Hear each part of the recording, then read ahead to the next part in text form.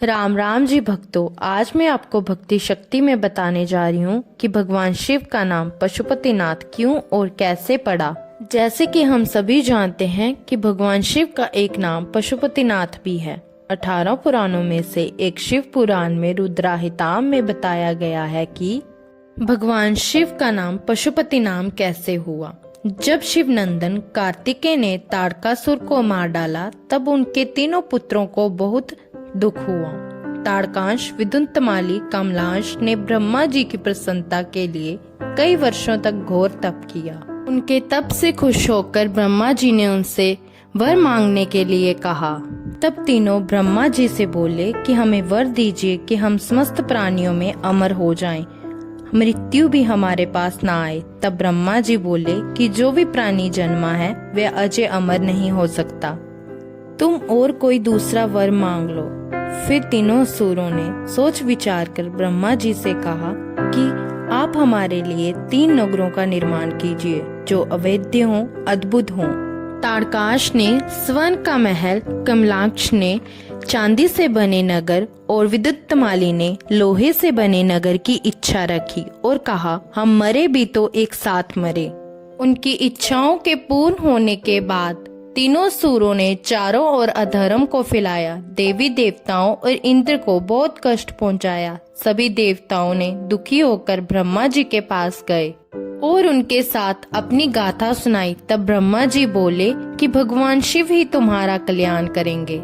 तब सभी देवी देवताएं प्रभु शिव के पास जाकर नाना प्रकार के दिव्य स्रोतों द्वारा त्रिशूलधारी प्रभु से प्रार्थना करने लगे। तब भगवान शिव बोले, देवताओं, मैं तुम्हारे मन की इच्छा को जानता हूँ, परंतु वे मेरे प्रिय भक्त हैं, पुण्य कार्यों में लगे हैं। ऐसा नियम है कि जो पुण्य आत्मा होता है उस पर किसी प्रकार का प्रहार नहीं करना चाहिए। मैं जानबूझकर मित्र दूर नहीं कर सकता। तब सभी देवता विष्णु जी के पास गए और उनके द्वारा ऐसी व्यवस्था की गई कि वे असुर सनातन धर्म से विमुख होकर अनाचार प्रायण हो गए। अधर्म का विस्तार हो गया और उनके घर से लक्ष्मी चली गई। तब सभी देवता शिव जी के पास आकर अनेक स्तुति करते हुए बोले, हे महादेव, हमारी रक्षा कीजिए। तब भगवान शिव बोले, मेरे पास कोई दिव्य रथ नहीं, सारथी नहीं, मैं वरदान के अनुसार दैत्यों का वध कैसे करूँगा। तब देवता बोले, प्रभु आपने हमेशा हमारी रक्षा की है, अब आप ही बताइए। तब भगवान शिव जी बोले, मैंने पहले जिस दिव्य रथ, सारथी, धनुष, बाण को अंगीकार किया है वह तैयार करो। सभी देवता उस रथ को बनाने में अपना अपना योगदान देने लगे।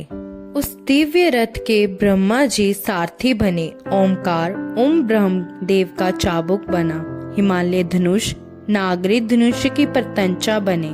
सरस्वती माता धनुष की घंटा बनी और भगवान विष्णु वान अग्निवान की नोक बने। ब्रह्मांड में जो भी वस्तुएं थी वह सब रथ में विद्यमान हो गई। तब वेद रूपी अश्वों सहित रथ को शिव जी को दे दिया गया। जब भगवान शिव रथ पर चढ़ ही रहे थे कि घोड़े सर के बल गिर पड़े। तब भूमि पर भूकंप आ गया। शेषनाग शिव जी का भार ना सहन कर सके।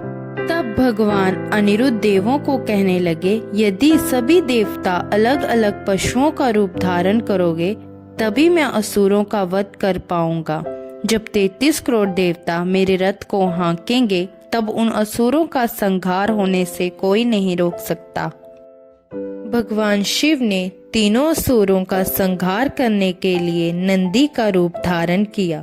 ऐसा सुनकर सभी देवताओं ने पशुओं का रूप धारण कर लिया और साथ ही भगवान शिव ने देवताओं को पशु योनि से मुक्त होने का उपाय भी बताया कि जो सच्ची श्रद्धा से पशु प्रतिव्रत का पालन करेगा वह पशु योनि से मुक्त हो जाएगा।